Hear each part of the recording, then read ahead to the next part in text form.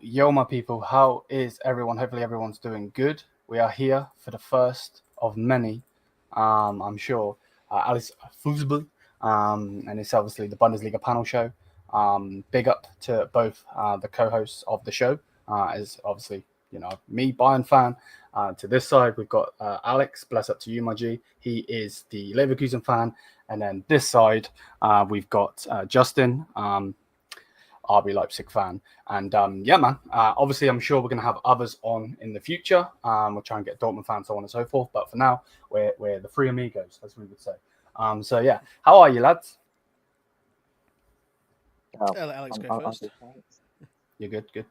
Good to hear. Yeah, not too bad. A little chilly this morning at time of recording, but hey, you do it for the love of it. So glad to be here and glad to be on the very first one of hopefully many of these Bundesliga shows. Yeah, no, 100%. I will get both the links in the description. Up to Alex, obviously we'll talk about this off camera, but if he wants his Twitter there, I put it in there, and obviously I'll get your channel, Justin, obviously in the description. But yeah, we'll go straight into it. I wanna talk about the new season. Obviously, there's stuff to talk about with Erik Ten Hag being the new manager of Leverkusen. Obviously, we have just signed Luis Diaz. RB Leipzig are going through something at the moment where is he gonna go? Is Sesko gonna go? What's happening with Xavi Simons? Like, there's loads of things going on. So, but yeah, let's talk about the new season first. I'll start with you, Justin. What are you expecting out of the new season as a Leipzig fan, bro? Well, as you know, the friendlies are only just beginning, so we're coming up to our third friendly on Saturday, I do believe, around about, I think it's 1:30 or so local time in Leipzig, with Ole Werner, the ex-SV Bremen manager. He's not done too bad so far. We've seen some of his implementations of a 4-3-3. There has been slight implementations of a back three as well, but that's normally as a 3-4-3 instead of a 3-5-3. Yeah. Normally with the number 10 pivot. And it's not looking too bad at the moment, although the teams that we have played have been pretty, when it comes to, poor when it comes to looking at Bundesliga quality. So there has been some thrashings there. I think one was 7-0 and things like that. So just really looking for some improvement when it comes to, from a RB Leipzig perspective, and just hoping to see more dominant possession, more chance creation, because we were one of the worst teams in the Bundesliga last season, at least for crossing as well. Holstein Kiel, who were relegated, actually were more better than RB Leipzig in that regard. And you don't really think of that when you think of some of the fullbacks that RB Leipzig have. We were just poor. So from that perspective, hoping for another back into at least top 6 finish going into the next season coming up.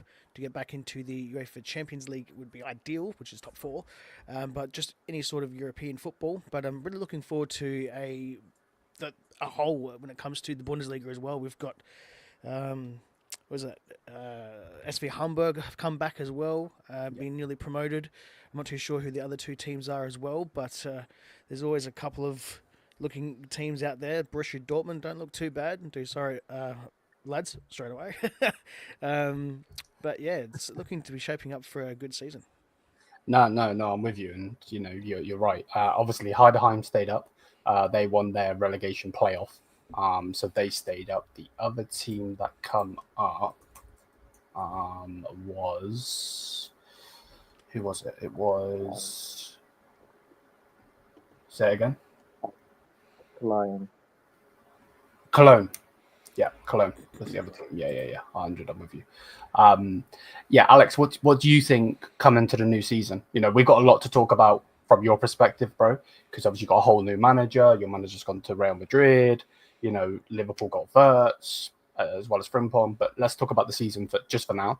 What are you expecting, bro? Well, it would be crazy to expect anything like the last couple of seasons. We are a completely different team, completely different manager. Potentially the same system as before, though it's still a bit up in the air as to whether we use three at the back or four at the back. Rolfes seems to have been convincing Ten Hag to use the same system as before. But in terms of the personnel, we're missing bits, arguably the best player in the league, the part of our team in Xhaka, and our defensive leader in Tar, then Speeding and Frimpong. It's going to be completely different.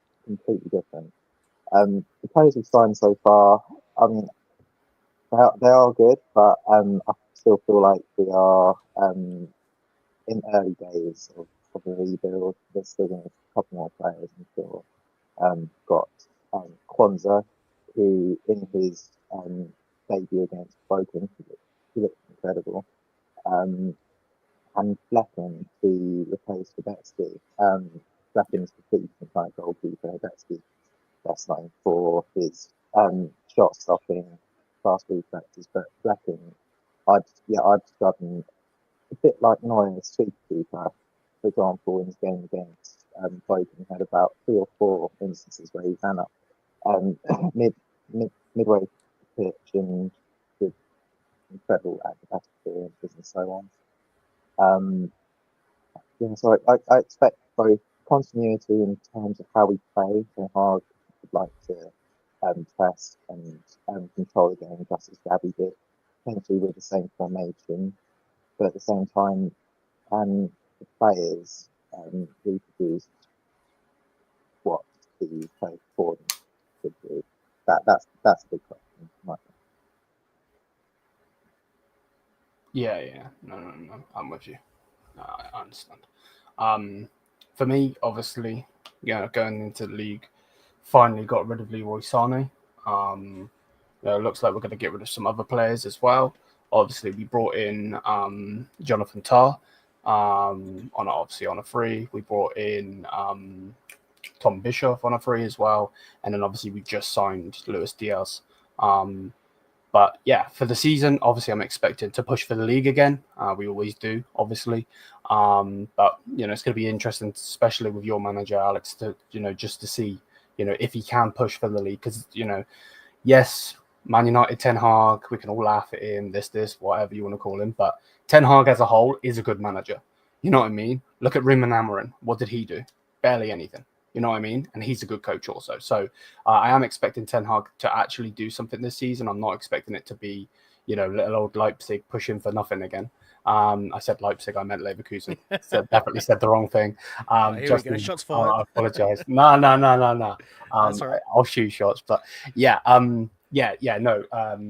Just a little old Leverkusen not doing anything. You know what I mean? I do still think you are going to push for it. I do think you are going to push for Champions League spots. Obviously, same with Justin here as well. So, but on Justin, I'll go to you, bro, because there's so many transfers. Lukeba, Sesko. You can start with whoever you want, by the way. Xavi Simons, what's going on, bro? The big spring clean out, I basically like to put it as. So there's a massive rebuild happening at RB Leipzig, and we've already been, I think it's about 74, something like that, million euro that we've already spent with basically no people leaving. I don't actually have the players on me at the moment, so just give me a quick tick to bring that up. Yeah, no worries. But yeah, there's going to be some more transfers, especially coming before the end of I do believe the transfer window is the end of September, or if it's the start of September or something like that. 31st of August, I believe. Yeah, 1st of August? Yeah. Oh, there you go. So we don't have, as in the 1st of August now, as of Tomorrow. recording. No, As tomorrow. in, that's the end of the transfer deadline? I always thought it was a little bit later. Yeah, so we've got, so tomorrow's the 1st of August, and then the 31st of August, so the end of the month, that will be when, we can't make any more transfers. So Yeah. basically So September, yeah. Yeah, so that's basically what I'm thinking of. So for the next 30 odd days is going to be a lot. RB Leipzig is going to be a bit of a revolving door, so to speak. So I don't think we're going to be having any more acquisitions. Some of our acquisitions have been looking really good so far. A couple of those players that I've got here that I've seen. Jan Diamande, the young 18-year-old Ivory Coast centre forward or winger. He's played quite well. Johan Bakayoko, I'm going to have a guess as that's how you pronounce it. He's done quite well. He got given the number 9 shirt from club legend Yusuf Poulsen. I do think it's a little bit too early for that, but you just can't retire a number 9 jersey. It's such a big iconic jersey. But I would have liked to have seen it maybe retired for just the season or something like that. And then you've got a couple of other players who we didn't see much of last year. Odrago, he was pretty much injured. He came from Schalke the season before. Liking what I'm seeing so far from him. Obviously, Nusa is going to be expected to step into a more prominent and playmaking role, which if you watch some of his, I think it was Nations League with Norway, it was absolutely fantastic when he was actually put as a winger. So under Ole Werner, I do expect him to be thriving. And then we've got Ezekiel and Ben Zuzi as well. He's going to be playing mainly in the number 6 or number 8 role in the midfield there. Along with Xavier Schlager, who is back. He won't be going anywhere. They're trying to work on a new deal with him. But there's been talks, so there's a few players that will be leaving, of Lucas Klosterman, Willy Orban, Peter Galacci.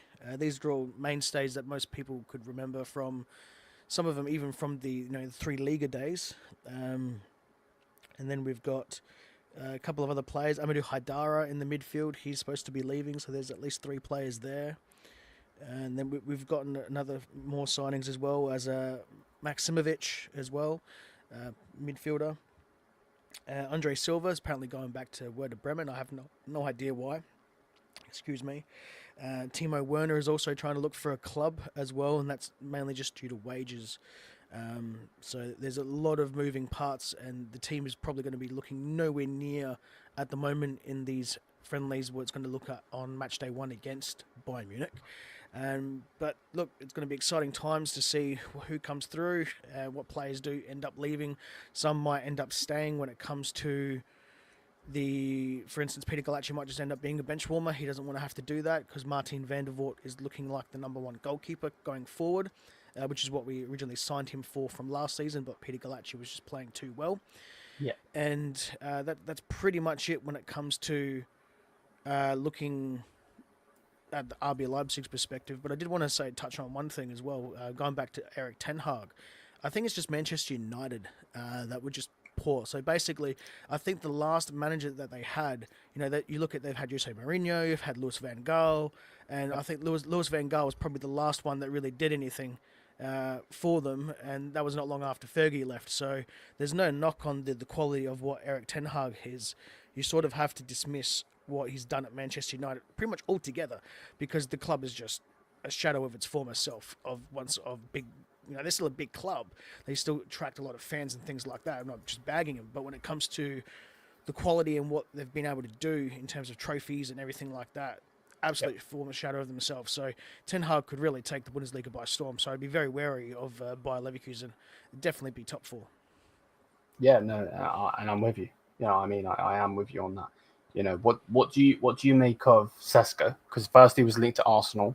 Obviously, they then went and got Gyökeres after all of the time. But now he's being linked to United. What do you think?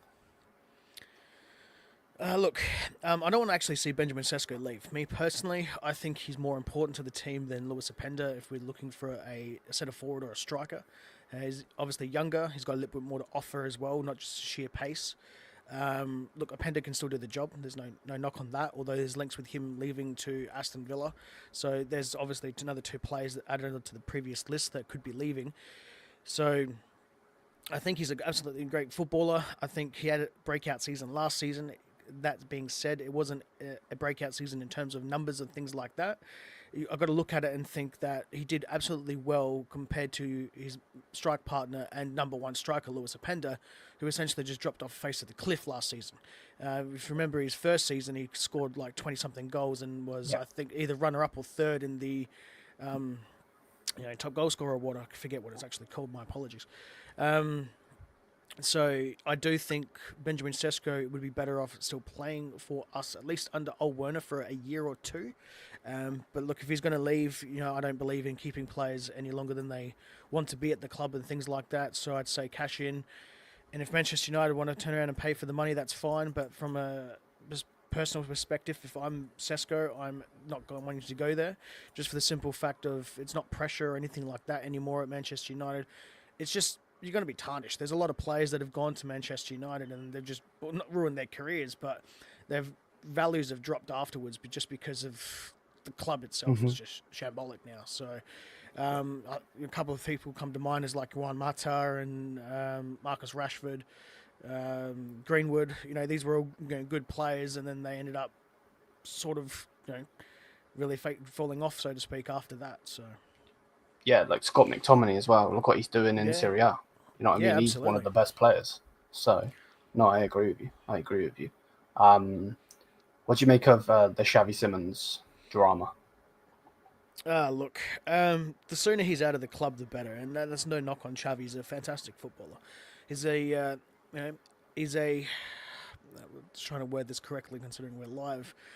I would say he's I'm going to say a great footballer, but should be like an amazing footballer. So he should be in the same caliber as, Florian Wirtz or Jamal Musiala, but he's not. And the only reason why he's not is he's got all the qualities to get up there, and he's got the attitude and things like that when it comes to training. Like, I'm the best, I have to be the best, I have to get to that level. But it's his actual on-field personality and his ego and things like that get in the way. So, for instance, a lot of the time you'll see him complaining to the ref. You'll see him just doing silly things. It was a shock when I had him get the armband in one game last year. I was like, that was just a ploy to try to keep him at the club because he's nowhere near captain material. He's a double-edged sword for RB Leipzig because everything basically was focused, or at least under Marco Rosa, was focused of him. So you don't want to stop Xavi from doing Xavi things, but you also need him. There's a couple of times where he'll take on an extra touch or take on an extra player and instead of passing off, because all the good players are selfish, but he's also not caring about anyone else by himself, if that makes sense. Where you'll have, Florian Wirtz and Musiala, they'll turn around and they will be selfish in certain ways. However, that's only if it's going to benefit the team, though, still as well. You'll still see them make those passes and things like that, where Xavi, he's not going to make the pass, he's going to purposely take the shot regardless. Yeah, no, I hear you. And to be honest with you, mate, I'm so glad you have said that, because I've been getting pouters, because I've been saying, I don't want Xavi Simons. Is he a good player? 1,000%, but he is an egotistical rat. Is what I said. And everyone's like, no, all of this. So I'll follow up question. I'll hit you with a follow-up question. The dumb question. I feel like asking it's going to be dumb, but I'm going to ask either way. Would you rather him go to Chelsea or would you rather him go to Bayern? Me personally, as much as like most people, Bundesliga fans would be like, what the hell I'm about to say, it's actually go to Bayern. And for me, it's because I think talents like that need to stay in the Bundesliga for global coverage. And it's no knock that, he's probably still going to be the exact same way, if not probably worse at Bayern, because he's not going to be first pick. He's going to be playing second fiddle to Musiala or other players in those positions. So, he's essentially just a coverage player for you guys. So, yeah, I would rather him go to Bayern, and that's not because I don't think he's going to self-explode or tank you guys or anything like that. I still think it's your Bundesliga to lose. The record Meister is that for that exact reason. But I would like to see the best talents in world football stay in the Bundesliga, regardless, even if it does go to Bayern, which is obviously one of our you know worst nightmares, so to speak, considering the teams and things like that. And I think Alex can also agree with me that the best players going to Bayern, we're probably a bit sick of it, but you probably still want to see the best players in the league still stay there. Yeah, no, I'm with you. Alex, got anything to say, Maggie? Well, I kind of disagree. It's one thing to have the best players in the Bundesliga, but the thing that's going to make the Bundesliga better is if those players stay at their clubs, not get hoovered up by the big team. For example, with Beers, I would have loved if we managed to extend his contract for a little bit. That seems to be the case, but I'm so glad he didn't go to Bayern. Not only because they were going to pay a lot less than what a Premier League team would pay, for example, but if he did go to Bayern, there would be such a distortion of competition. We had one season where everything turned on its head. If it went to Bayern, that would be the next 10 Bundesligas in a row sorted. So, what's going to make Bundesliga better is if the clubs in the Bundesliga continue to value fans highly, like, for example, with Frankfurt, reinvest well, use that money to give players better contracts and keep them in their club rather than just selling it on for not too much, and in the worst case selling it to a team like Bayern just because at the end of that you're weakening yourself and strengthening your rival, and if you're not in a competition to win it, then you're not really in a competition at all. Look, I do get your point. Obviously, I am totally against you. Of course, I wanted Verts. Obviously, I think it'd be stupid for anybody on this panel, or anybody even in this chat or watching, to say that they wouldn't want Verts. Like, such a special player. But yeah, no, I do understand what you're saying. You know, if they come to Bayern, and we'll get onto that with Nick Woltemade in a minute. But like, if they come to Bayern, I understand, you know, you're not necessarily improving the league, you're improving the team that wins the league. So I do understand what you're saying 100%. I agree with Alex. Sorry to cut you off there. No, go ahead. Go ahead. Like, for me, I see exactly where you're coming from, Alex, and I agree with you completely. But the way I see it is that Bayern already nerfed the team, like the league anyway, so that their whole model is being able to offer almost instant success, so to speak, and be able to take the best players from the best their competition in the Bundesliga and then bring them there anyway. So my reasoning is basically like, Xavi is like I wouldn't say a household name, so to speak, but he's a great footballer, and he's going to attract viewers. So that's where I'm getting at for the league as a whole, not specifically the team itself, because obviously the way Bayern are, like, we're almost at their mercy, so to speak, when it comes to buying off our good players. I'm just lucky that Bayern seem to want our leftover players that are really pretty much poor. So, like Upamecano and Lima, and I think probably the only good one that you guys have taken was Joshua Kimmich. Yeah, no, I'm with you. I think, Lima's been a good servant, I would say. Does he do my nutting at times? 1000%. But he is, he's a workhorse. And Date of Mancano, I agree with you. A lot of people call him a scrub and so on and so forth, for Maguire and everything. But like, since being under company, I think he's the best centre back in the world. I know that's going to get some flack. But me personally, that's my personal opinion. But yeah, Alex, what do you think? And again, I'm generally not trying to rub it in, but what do you think of Jonathan Tah, and what do you think of him as a Bayern player? Well, Tah, up till left Bayern, he's probably our biggest legend in terms of obviously not what you did and being part of the principal team, but in the fact that he's been with us for about 10 years. The thing is with Tah, whilst he had stayed loyal to us, every summer there's always rumours of him wanting to join another team, particularly the Premier League for the last 3 or 4 seasons. And the summer previous, of course, was almost on the verge of joining Bayern anyway. So I guess to lose him on a free, even though he still had to pay 2 million just to get him for a few games in the Club World Cup, it hurts. But the good thing is with him is that he kept playing well. He didn't get distracted, and we got a good last season out of him. He kept improving. He became a world class defender under us. In terms of like his actual playing abilities, excellent with the ball. Quite often seen him doing particularly get out of trouble. Good passer. He does somewhat have the even Kane doing if you want to put it that way, and that he is capable of a big mistake.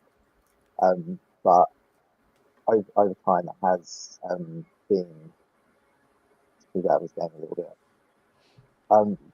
Got an excellent defender in their hands.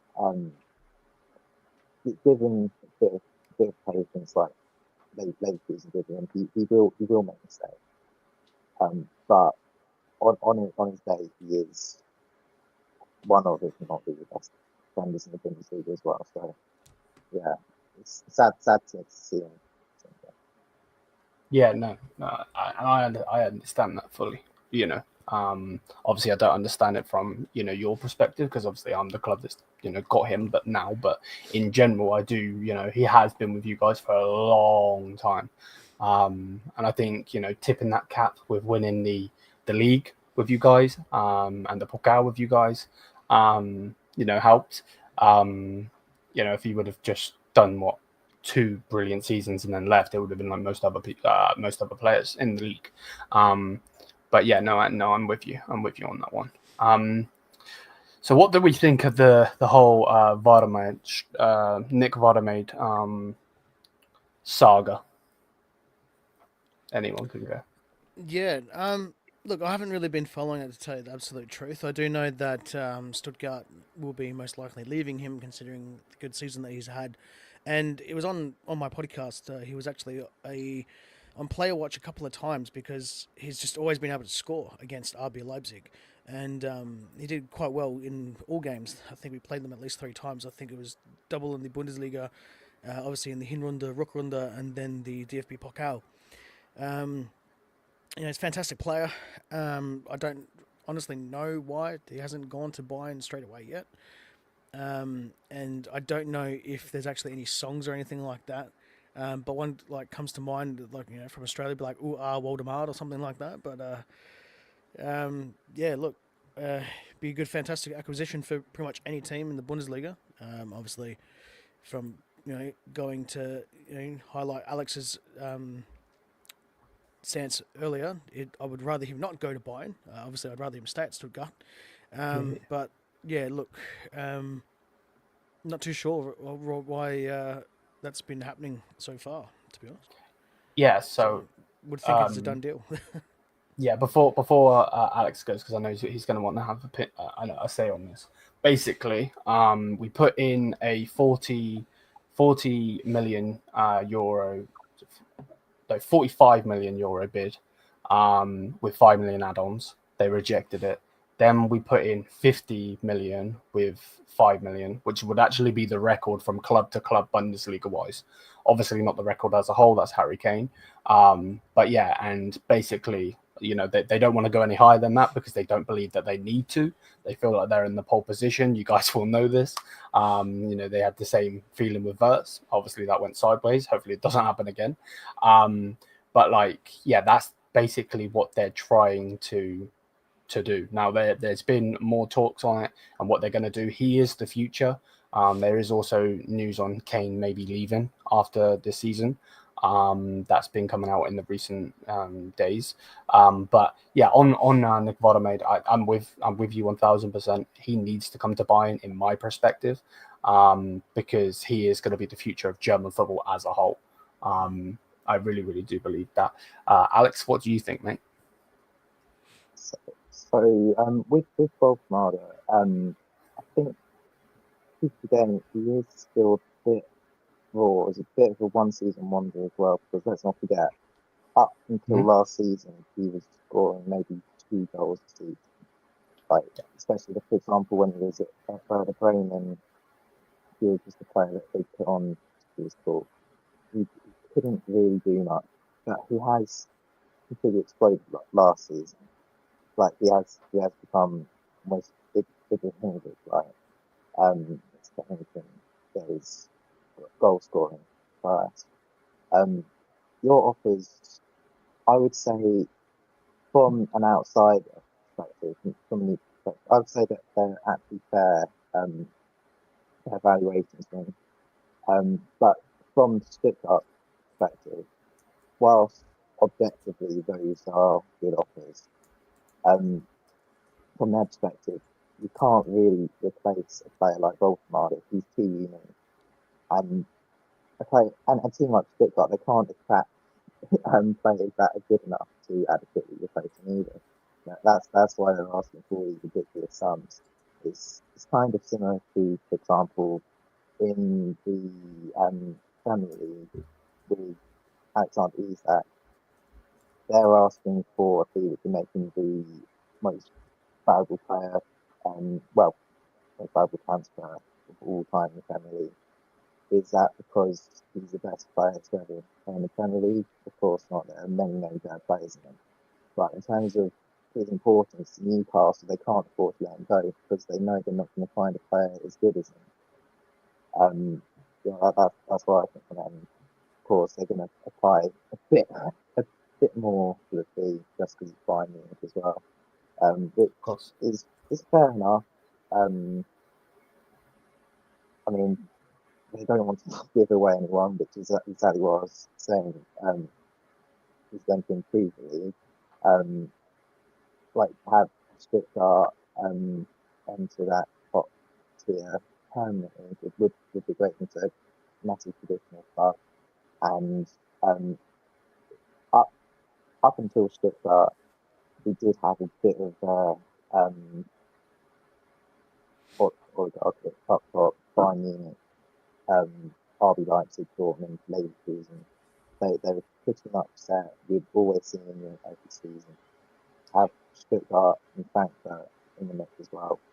That's going to massively improve the league. And have Woltemade there would help him massively with that. Yeah. No, I'm with it. I'm with it. What do you think, Justin? Like, as a whole, what he said as well. Yeah, look, I think I agree with Alex. For me, that it would be, I would say 60 million euro is probably the high point and probably the furthest Bayern Munich should go. And I don't mean that in like a straight out fee. You know, obviously you don't want to be paying too much. I mean, from your perspective, I'm talking from business perspective. So I would be going from, you know, around about 50 million euro, you know, 10 million euro or something in add-ons, and then like a sell-on clause or something for Stuttgart if they really want to try to get some sort of investment or something like that. And then that's pretty much where I would go about it. Obviously, there's probably a few other players, you know, in better line, as Alex said as well, about his pretty much like a one-hit season wonder, so to speak. You know, because last season he played, 28 games in the Bundesliga, 12 goals. The season before that, he actually played 30 in the Bundesliga and only had 2 goals.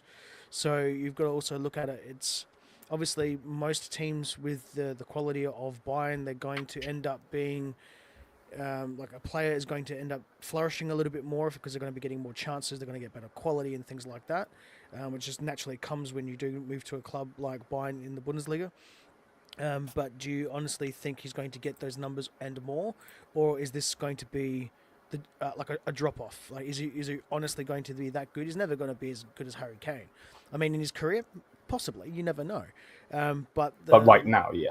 Yeah, but right now, like, and from what is going to be, 60 million euro, or 50 million euro, 60 million euro, that's pretty high just for like a backup striker or a rotation player, and someone who's not proven as well, who's going to have the numbers and things like that. It could literally just be wasted money, and then what are you going to do? So, yeah, it's a tough call, but I agree with everything from what Alex said. Yeah, and I feel like that's why we won't go any higher. Maybe, like you said, there'll be a different structure. Maybe we pay, more rather than it being however many years it's going to be. Obviously, I won't lie, we definitely were making a joke out of them with the first bid, because I think the first bid was like 40 million and it was going to be over 4 years. That's 10 million a year. Like, come on now. Like, they're not going to like that, obviously. But I feel like if the deal's structured better, maybe, like you said, maybe a salon clause in there or something like that, where they actually do benefit, from him in the future. I'm with you. I do think, I agree. I don't think he's going to hit the level running straight away, because he won't be getting the minutes straight away. Especially not a striker anyway. Harry Kane is going to be, he'd fit in all of our teams, of course. And most teams in the world, to be honest with you. So, yeah, I feel like, again, it is definitely for the future, and I feel like that's why they don't want to do it. But at the same time, let's say we don't get him in this transfer window right now, or even in January, I do feel like this could backfire for them, because if he then goes back down to doing 2 goals the season, you know what I mean, in 30 games again, there's no way that they can ask 60 million again. Not a chance. So it's like, from what the reports are saying as well, a lot of the reporters are saying that obviously the board are staying firm. They do not want to sell, but the higher ups, the supervisory board, they're saying sell. So it's going to be interesting to see what does actually happen with him. Me personally, I do want him. I think the hold up play, he's a technical ball. He's 6'6". He's basically a giant. And yeah, like that, I feel like I said, he's going to be the future. And with all due respect, again, Stuttgart have got some really good players, but do they have Musiala? No. Do they have, Olise? No, they don't. You know what I mean? And that's not their fault. Obviously, Bayern being the power in the league, obviously they're going to have the bigger players, better players. So, but yeah, like, for me personally, I want this deal. This is the deal. If you were to ask me, like, pick a transfer, would it be realistic? Of course, it would be him, because I do think he's the future. Unless we could get Stiller, but if they're doing this with one of their young future players, they're definitely not going to let us have Stiller. I can tell you that now, for certain. So, but Alex, I'll come to you, mate. What do you make of Tillman coming in? Well, I'm extremely excited. I haven't actually had the chance to see him play yet. Because he only just started training at the beginning of this week. I'm not expecting him to be a one-for-one replacement for Vitz at all. He should not be called a Vitz replacement. I would say he's most likely going to end up being like a Havertz type player. Rolf has called him a bit like Michael Ballack. He's going to be more of a goal scorer than a creator. Use his physical presence a bit in the box. He could play on the wing. He could play in the middle. So it's good. Best. Our wingers, they aren't the best. We've got Teller, we've got Terrier. They aren't gonna be game changers for us. Matt Tillman could be.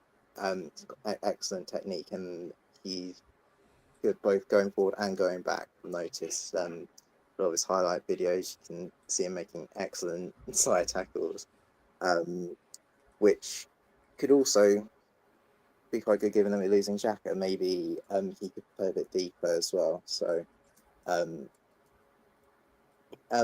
is he worth being our record signing?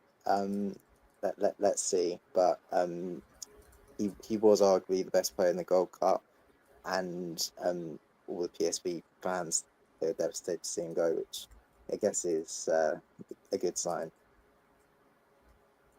Yeah, no, I'm with you. I understand you fully, and you kind of got one up on us in a sense, in the fact that he was our player. Bayern seem to have this thing where we don't let youth come through unless they have one amazing game or this, and then they stay as a starter. I.e. Pavlovic, and so on. But like a lot of our talents, like Paul Vanna, Arakunda, Tillman, Xerxes, so on. A lot of them don't really make it at the club, which is frustrating. But yeah, when I seen that you signed him, I was like, nah, because I could just imagine him coming and scoring against Bayern. I'm going to be so annoyed. That is deemed to happen this season. Let's just be realistic, because is he going to celebrate? Imagine if he points to the badge like, it's going to be so annoying. But For no, you, not for the rest of the league. Oh yeah, 100%, 100%. Everyone else is going to be loving it. But yeah, no, I do think he is going to do good. I also do think Ten Hag got him in for a reason.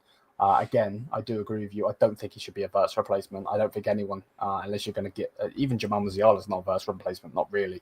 They're two different players. One scores, one's this, so on and so forth. So, yeah, that definitely shouldn't be the case. And you're putting too much pressure on him because Verts has done a lot for the club. You know what I mean? The last couple of seasons, he's been one of the better players, if not the best player in the league. You know what I mean? So, yeah, no, I'm with you. Were you, Alex, were you annoyed when Granit Xhaka did leave? Of course, like in the manner he left and the team he left to,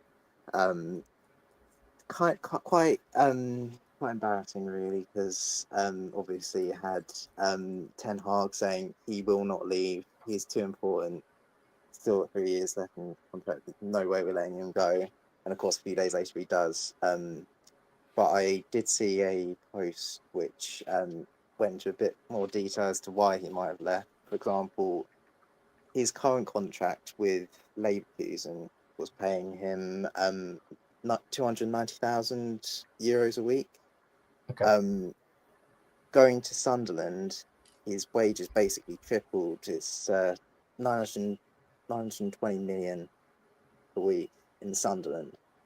And that is scary. The fact that a newly promoted Premier League team, who by all accounts are still probably favourites to go down, can pay that much in wages and take away probably the player who would have been captain this season from a regular in the Champions League and in Europe. That's scary, not just for Leverkusen, but for German football as a whole. Premier League's got a bit too much money. Arguably, that's more money than what Saudi Arabia would have paid. Saudi Arabia, they were only going to be willing to pay 8 million euros for Xhaka. Sunderland were paid 20 million, which is great for us. I mean, 32-year-old going for 20 million. There aren't many players that can say that they're worth that much, and it's even a profit for us. So economically, it's good. But in terms of the loss on the pitch, he was basically Xabi Alonso on the pitch. He was such a leader for us. He would have been an exemplary captain, but you don't really want a player who forces a move to a club like Sunderland, leading your team. It just sets a bad example. Hopefully, he'll be the last to do that, though. I'm sure at least one other will follow. Probably Adley. He's actually been linked to Sunderland as well. So yeah, let's just see. Yeah, that wage is mad. Obviously, yeah, when you get promoted, you get that influence of money. That's why everyone's, trying to get there. From the English teams, I mean, obviously. But yeah, that in itself is crazy. Crazy sorts of money. But hey, hopefully you benefited from the transfer itself. But yeah, I do agree with Hukage here. You know, I don't know how you're going to replace him. Obviously, got I've got to butcher his name. Is it Palacios? Palacios? Is that his name? Palacios, yeah. Yeah, like you've got him, but he's not the level of Xhaka. You know what I mean? So, yeah, what do you think? So Palacios, I would say he is near that level. Okay. We got three very good central midfielders. But they all represent a different part of Xhaka's game. Xhaka can do everything. You've got All of it combined, yeah. Garcia, who's the creator. You've got Palacios, who's really good ball winner. Can also pass the ball quite well as well. Great mentality. And Andrik, who's also a warrior, more defensive, playing defense and much deeper. So yeah, we've got all the pieces to the Xhaka puzzle, but not Xhaka himself. That's the thing. How are we going to replace him? It's been said that we're going to be looking at an experienced player, preferably one that can play centre back also. If we're going the three in the back formation, I think he wants a libero kind of player. He's been using Andrew Kazak in pre-season. He's a candidate to be captain and probably the leading candidate at this stage. We're not going to be signing anyone crazy to replace him because of the quality we already have. Probably imagine it'll be like a 30-ish-year-old player from a big team, so has experience winning and not too much money, short-term contract. That's what I can imagine. Yeah. It's you can't really replace Jack in the same way you can't replace Beerts. They're just too good. Yeah, no, I agree with you. I think, you know, I actually think DePaul would have been perfect for you. I know he wants to go and play for, you know, go be the bodyguard for Messi again. But I actually think a player like that would have been perfect. Off the top of my head, I can't really think of anybody else. Maybe Polinia, like if you were like, let's say he was still at Fulham, not at Bayern. Maybe someone like that. But yeah, you know, there's not many, you know, generals, I would say, out there anymore.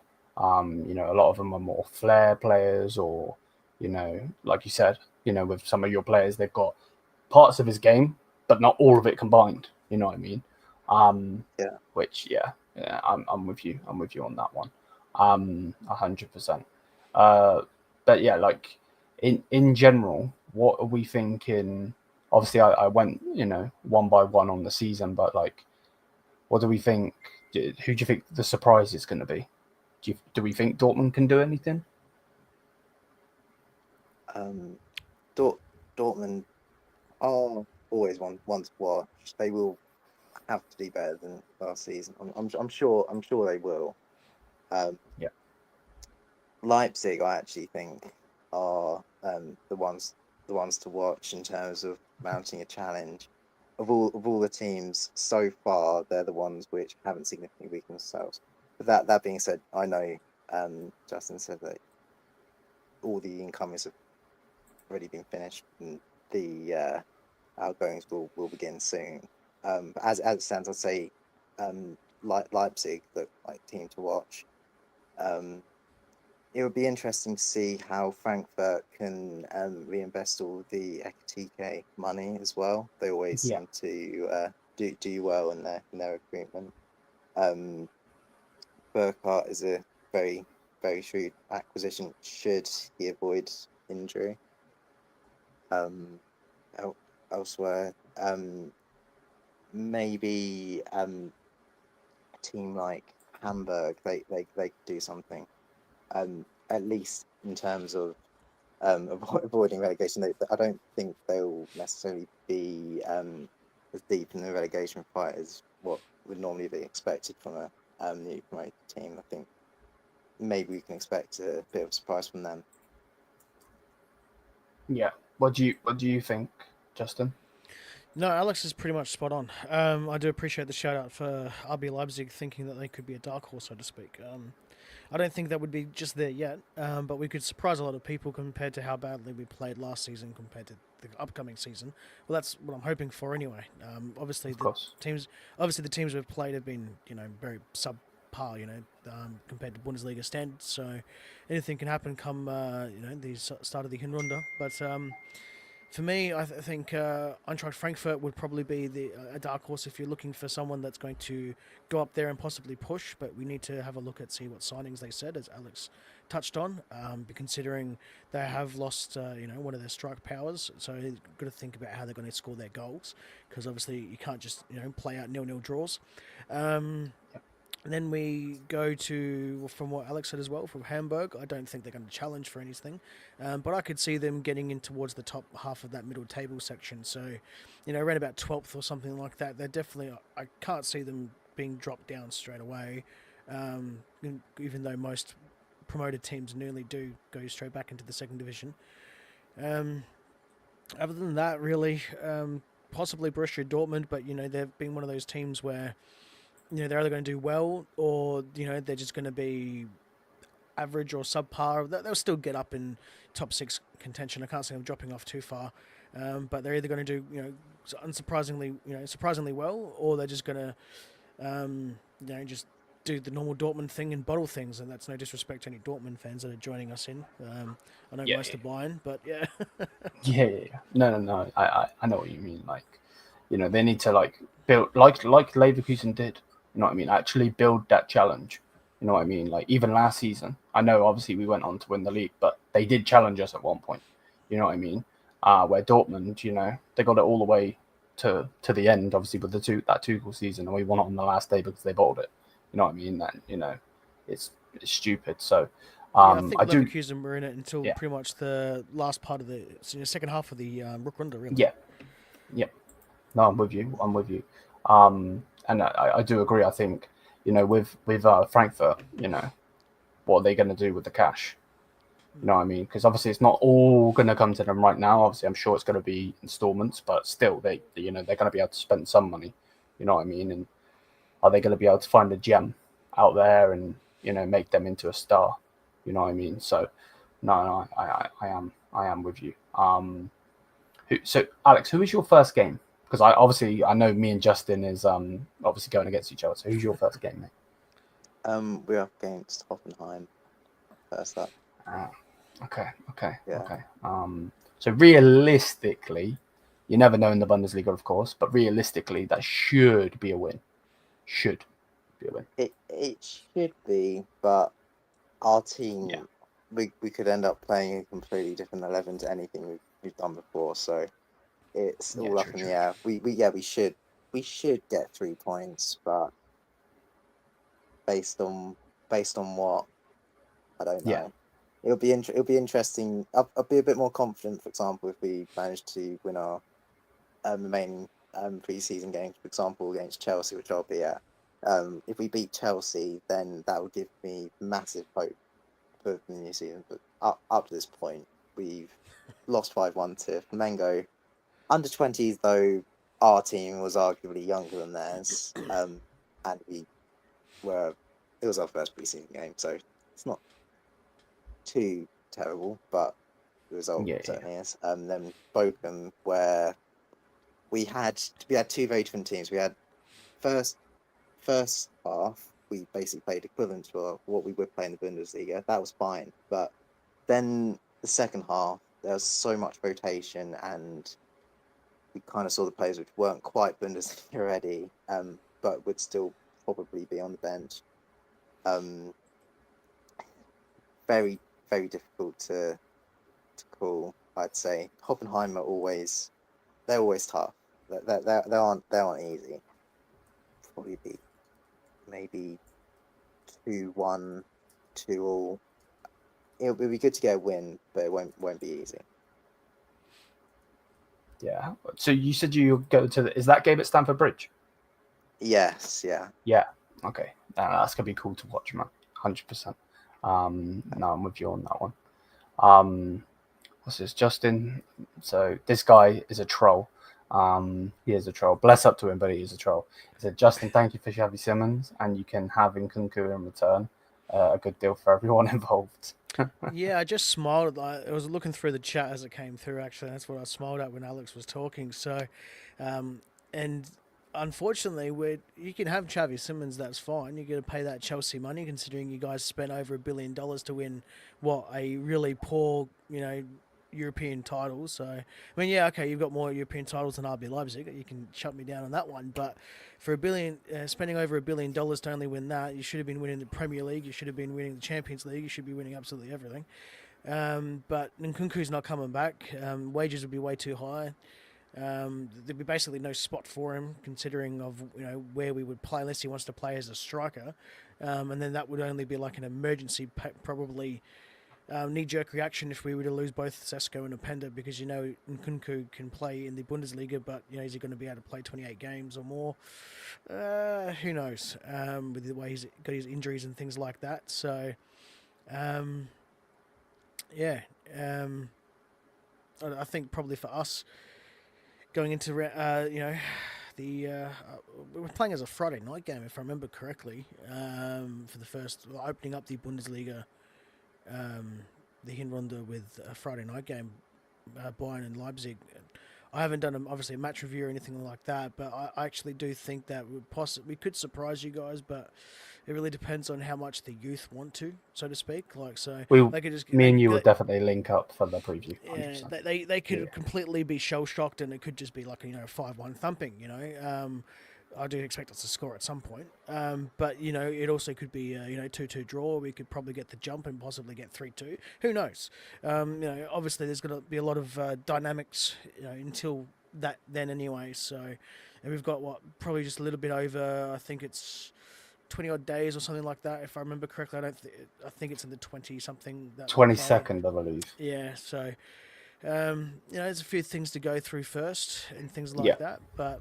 Yeah, there's I do enjoy the chat over there. I'm not too sure if Alex can get it on his device or anything like that, but there's someone did say for you, Alex, Leverkusen smoke these Bayern frauds. So I just wanted to put that out there, just because I don't like Bayern Munich. So. No, I hear it, man. And he's just come in again with another one, saying Benjamin Sesko is better than Kane. So no, that's fake, mate. I can't like, Catalan is one of the biggest trolls going, mate. Look, but he's a good guy. So if I said that, I would be. There's been a couple of things. One, I would know nothing about ball. Two, I would be just blindsided by my own team players. And three, I'd lose all credibility. Yeah, no, 100%. You can't compare the two differently. They're different class of their own. No, I'm with you. And to be fair, from what we said about our game, which again, we definitely will link up for that game. I'm not really too sure on the watch along just yet. Obviously, I'll message you privately. But the preview itself will most definitely be done, of course. But one thing that needs to be said is, even in that game, I agree with you. Like, the reason I don't really want to talk about it. Like, we could talk about it. I don't mean it like in that sense to you, but like, it's because you don't know what's going to happen. You know what I mean? Like, with your team, is Sesko going to be there? We don't know. Is Xavi Simons going to be there? Don't know.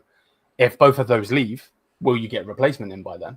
You know what I mean? Like, we really, really don't know what's going to happen. So, I do agree with you 1000. What do you say? One of my favorite games last season was Leipzig 2, Juventus 3. That was the most entertaining game I've seen in recent years from my club. Yeah.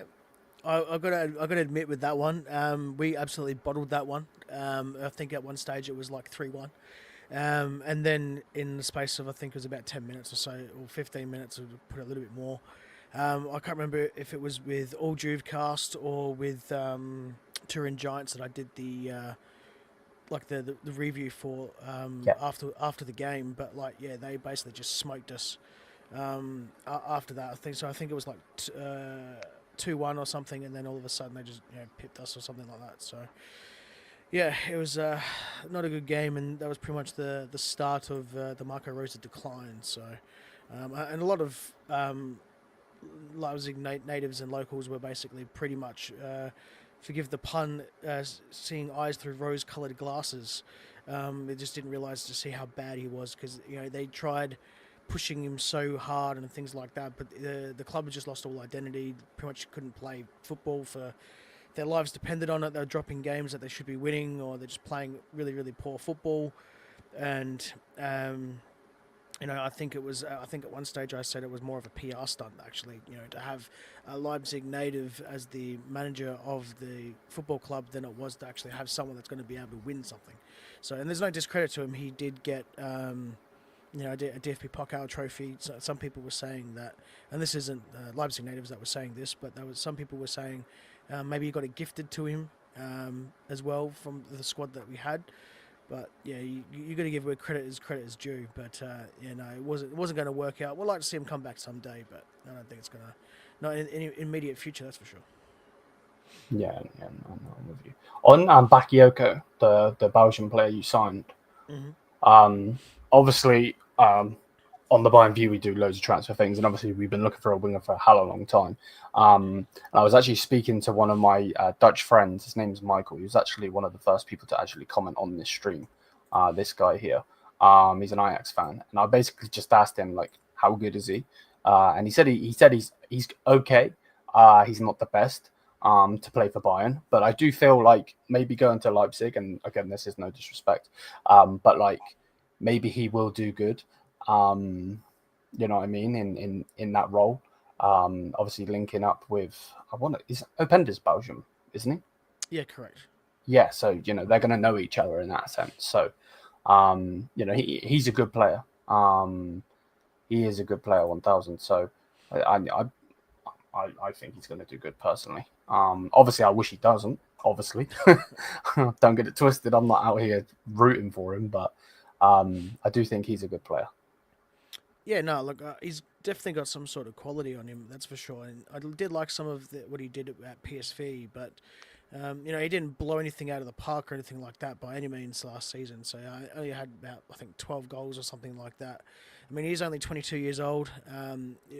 Obviously, we're going to have a lot bit better players than in the Dutch league, than what PSV can give him when it comes to service and things like that. And we're known for building up players and basically being able to give them which I sort of want to try to get away from this model as a club, me personally, but like giving them a platform to build their repertoire and develop well and things like that, and then basically selling them on. So you could see him flourish, even if it's like 3-4 years time, so he gets 25, 26, and he's just like one of the best wingers in world football. So the potential's there, but he's not there yet.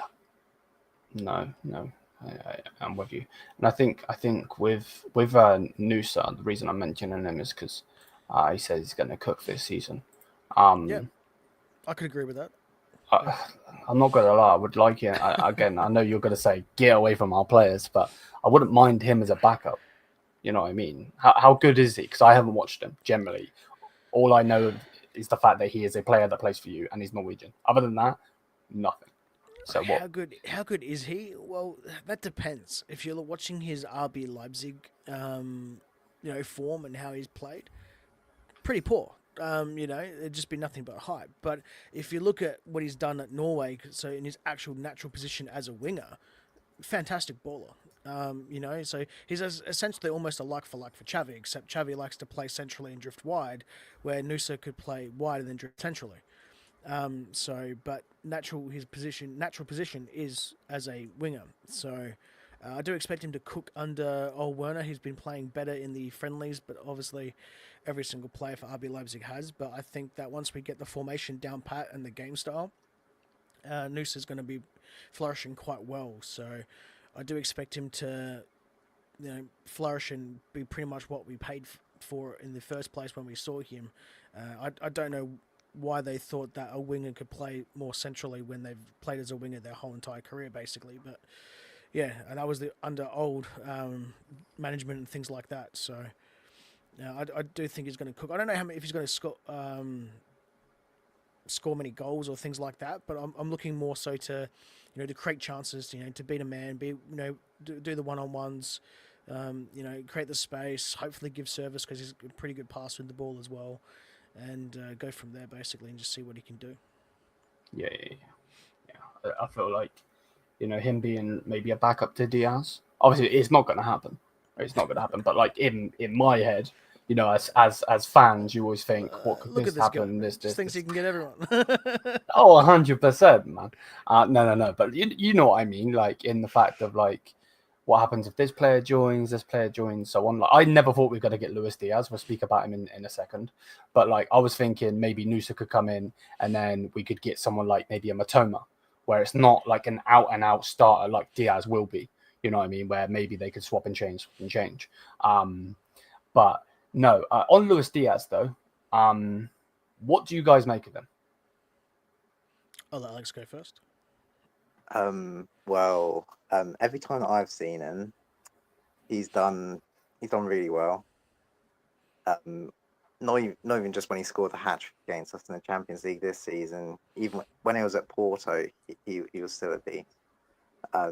Excellent dribbler, super fast. Decent finisher. I think he could do really, really well for you.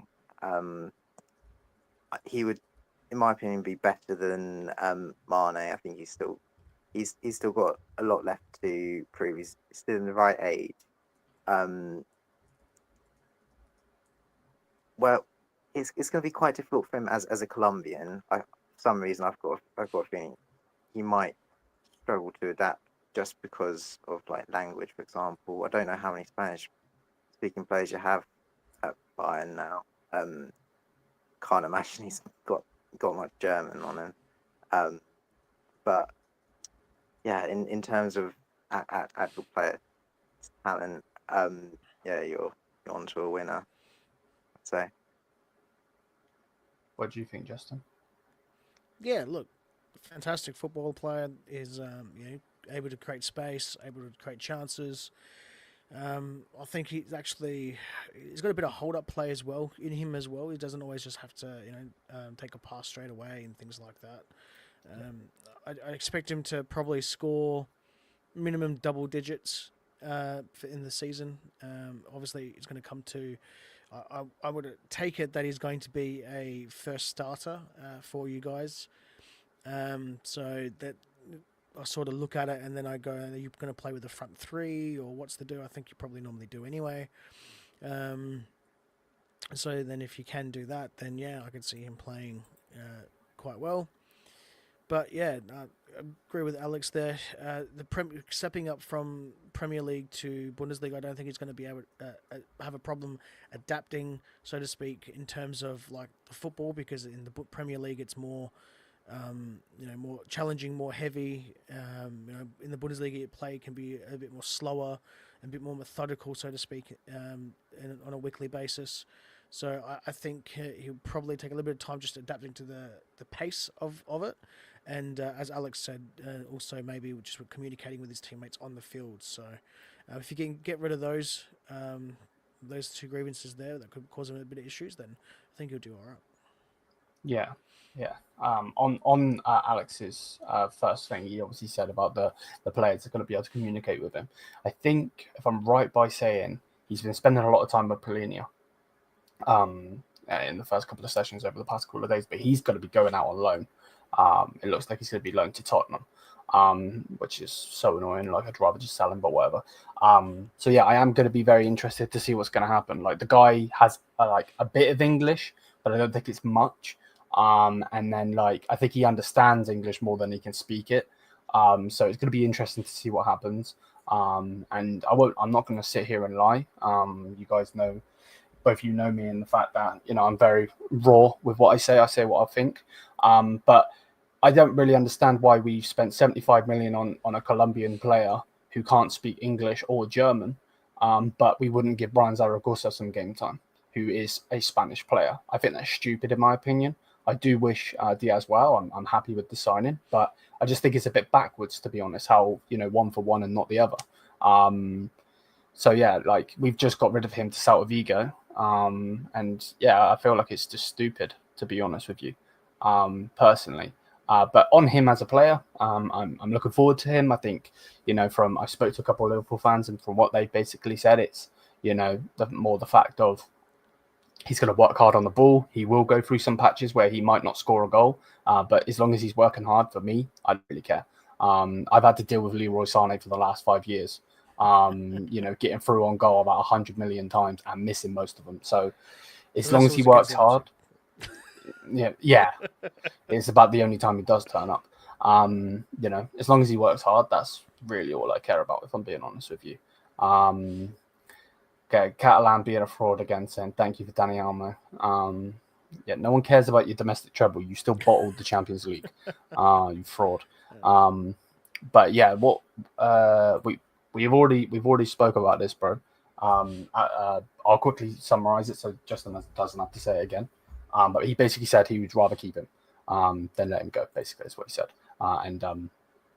Justin, I updated your name, bro, just so people know where they can find you, Maggie. No, that's no drama. I'll obviously put the link in the description. Would you loan any more players? Who's that for? Second. You just need to put a times by your name, bro, because I'm not doing that again. I'm not really too sure who you mean, bro. So would we? I would love to get for Bayern. Okay, for Bayern. I would love to get some loan players. Bayern are known for getting in a good loan player. Coutinho, James Rodriguez, so on. I'm pretty sure we got Donovan in on loan as well. I'm pretty sure. Back in the day with the MLS season not staying for that long. Obviously, it's different. So, actually, would you be an Australian? What do you make of Arakunda?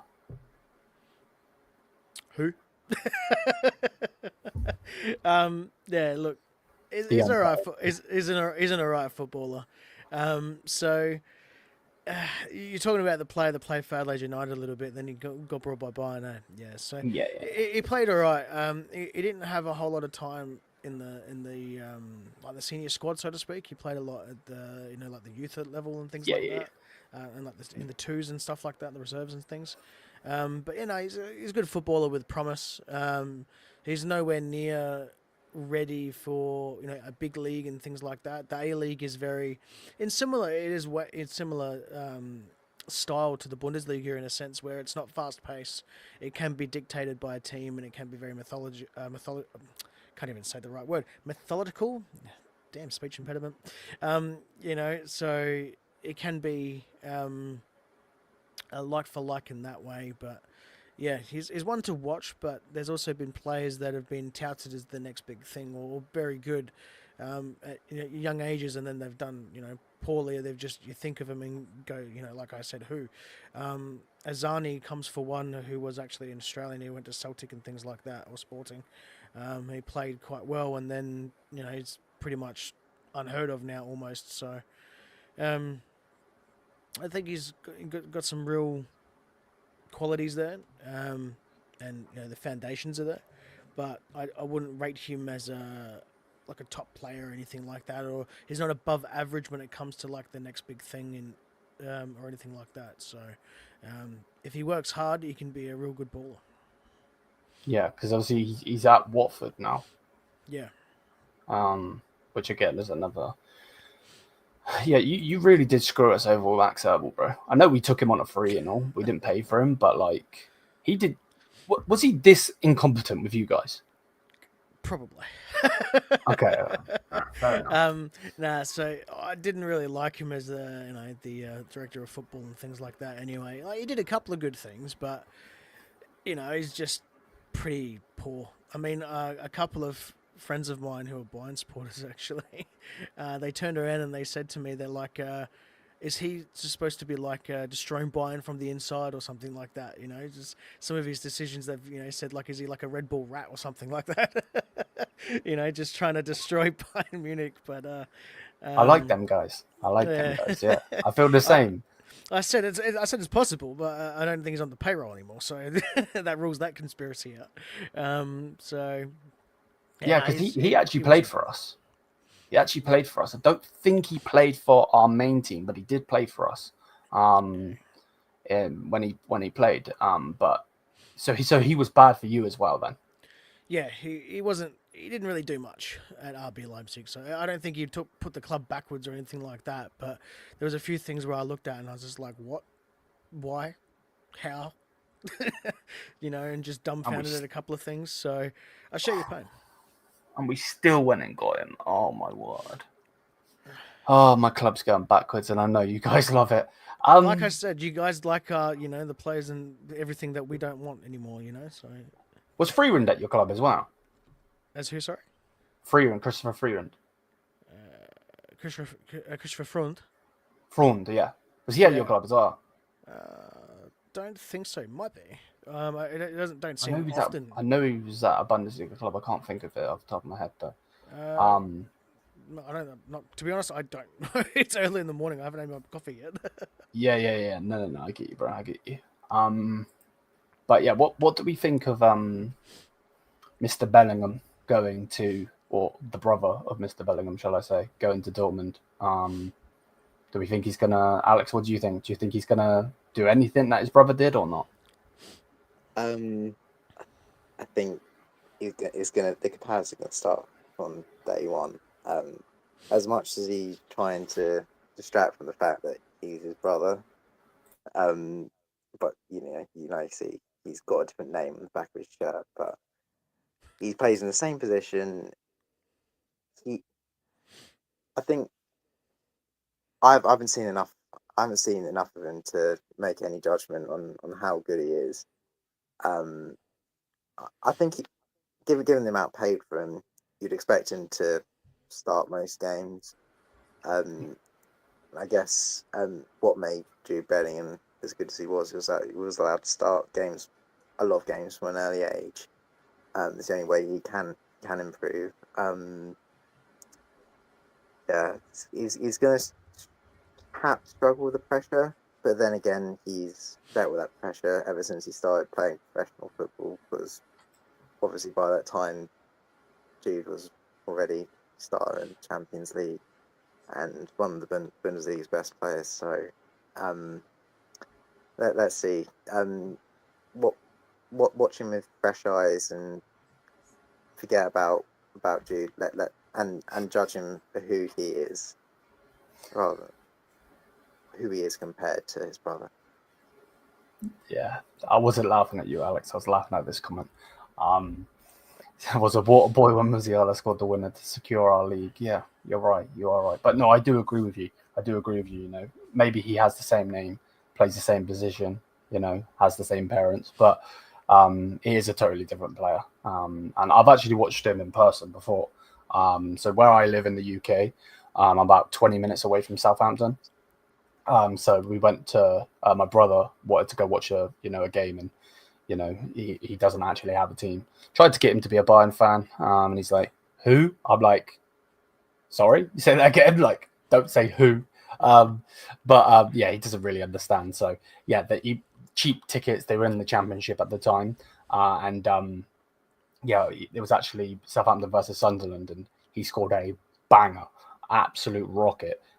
So yeah, I think he's going to be a good player. I don't think he's going to do what his brother did. I would love for him to flop, of course, because he's a Dortmund player. Of course, why not? But yeah, like for me personally, I do think he's going to be a good player, but just not as good as his brother. Justin, what do you think of Job? Yeah, look, I think he's a good footballer. I don't think he's going to be any of the quality of his other brother. I do think that he's sort of probably done the wrong thing in terms of his footballing career, going to Borussia Dortmund, and by that I mean he's always been known as the lesser Bellingham, if that makes sort of sense. It's not like he's going to be playing with his brother, like the Lars and Sven Bender did famously for Bayer Leverkusen. But I do think that he's a good footballer. He's not going to be as good as Jude, but look, he could surprise people being in Borussia Dortmund. It could help him nurture him and develop him as a player and whatnot. But he's not going to be putting himself at the same level as his brother. So he needs to completely forget about that altogether. If he does and doesn't really care about being in his shadow, so to speak, then I think he'll do absolutely fine. there's actually a couple of, I mean, I know a lot of people won't realise it. I mean, people can look it up on the internet and things like that. But in Australia, our local football here is, I mean, I still call Bundesliga football or soccer football, but that's coming from European family. Yeah. So, but here they have Aussie rules, AFL, and in that they have two brothers, also identical twins, although I don't think the Bellinghams are. But they have like one is known as like the Scott brothers, Ben and sorry, what was their names? Brad and I can't remember the other one, but they both played for a team, and then one was known as the lesser Scott brother. So I think that's basically what he's going to have while he's at Borussia Dortmund. So it's going to be the lesser Bellingham, and yeah, we'll just see how he goes, really. Yeah. I feel like you literally hit the nail on the top of the head there, because I think, what his brother did, he come in straight away, was doing things in the Champions League and doing this and doing that. And I just don't think he's going to do it. But it would just be funny though if he did do something with Dortmund and then they both go and play for Madrid. You know what I mean? Like, I could imagine that, because the English press over here love Jude, and he's not even that freaking good. So, you know what I mean? It's a bit peak. Thank you for that answer. That is another one I want to talk about. I can never say his name right. How do you say this guy's name? Burkhardt. Burkhardt. Yeah. Well, yeah, that's how I pronounce it. I don't know if it's right, but I think that I'm is going with right, it. I'm going with it. So, what do you think of that transfer to Frankfurt?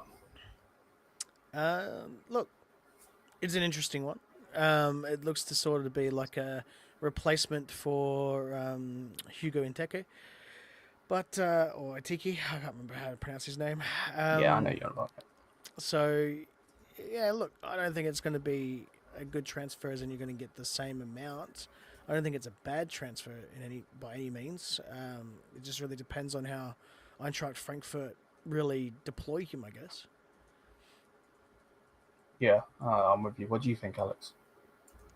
Well, he's totally different player to TK. I'll probably say he's kind of like a regen of Timo Werner in some ways. Its main attribute is his pace and play on the wing as well. It depends on how they play. If they do the classic Frankfurt system of crossing all the time, maybe that wouldn't play to his strengths so much. But given he is so far their marquee signing, you'd expect them to perhaps adapt their system for him. In terms of the transfer itself, going from Mainz to Frankfurt is a bit of a Judas move. I mean, two clubs absolutely hate each other. It'll be like having another Cologne to Leverkusen transfer, for example. That's a bit surprising. Yeah, I mean, it depends on if he can stay fit, he'll be a very good player for them. But he's really one of those players that struggles to get any kind of run of games. When he does, he will score a lot of goals. Yeah, let's just see. It all depends on if he can stay fit and if Frankfurt change their system for him. But as it stands, I don't think their current system suits him that well. I guess he could be like a Marmouche replacement rather than an TK replacement, but I agree. They need to get a suitable TK replacement first, and if that's the case. Yeah, no, I'm with you. I think, the Timo Werner thing, I agree. The main thing is his pace, but he does struggle, obviously, with the injuries as well. So let's see what happens. Maybe he goes against his former team and they crunch him and then he gets injured. That wouldn't surprise me, to be honest with you. But yeah, last thing, Yao agrees personal terms with Tottenham. That is literally gone live from Fabrizio and so on while we were doing the show, or actually just before, I think. Last thing, what do you guys think of him going to Tottenham, and do you think he'll do well? Because obviously he's never had really any game time with Bayern. You can go first, Alex. Yeah. Well, Paulinho, I feel quite sorry for him because when he joined Bayern, he was one of the best midfielders in the Premier League, and for a while we were interested in him before he went to Fulham, kind of just languished on the bench. Not sure why, given how every other game people were moaning about the Kimmich and Goretzka duo. I guess he had his problems with injury. I'm sure at Tottenham he will show his old self. His game is basically made for the Premier League, all about physicality, aggression, strong tackling.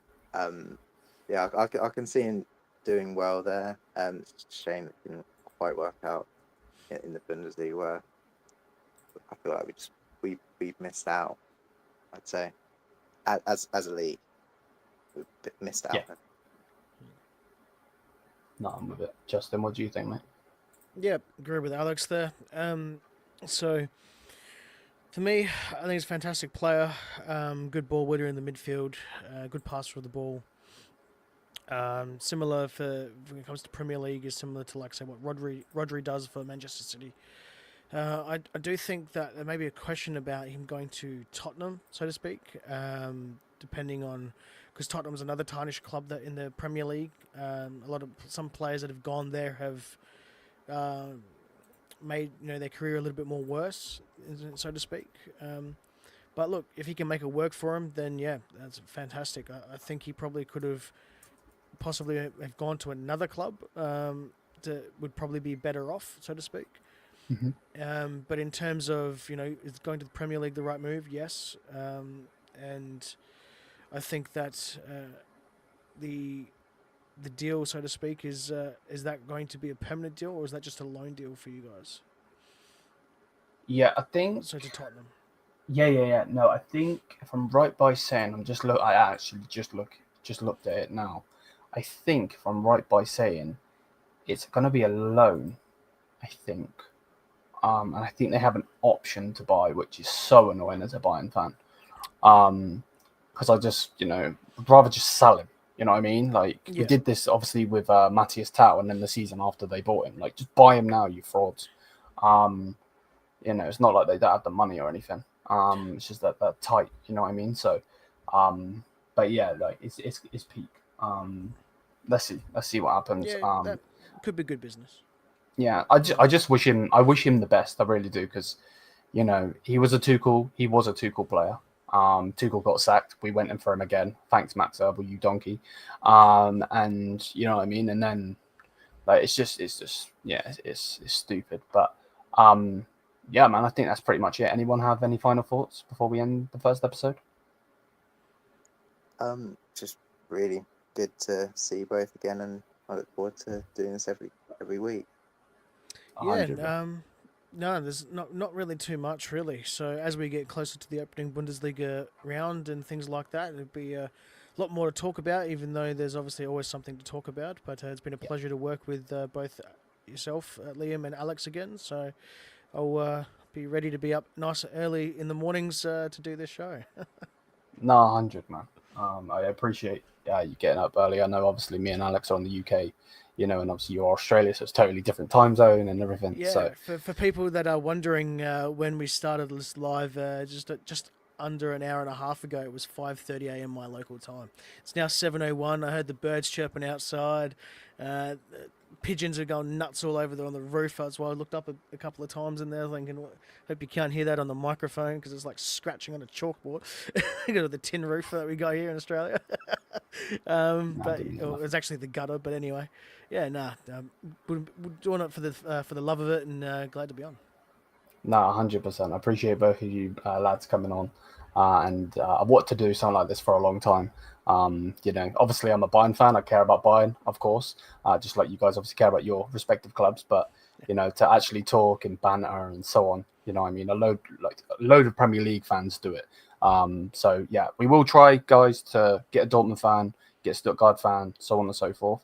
But for the Sevilla, it will be us, and then we'll add if we need to. So yeah, bless up to everybody. Hopefully everybody has done good and has enjoyed.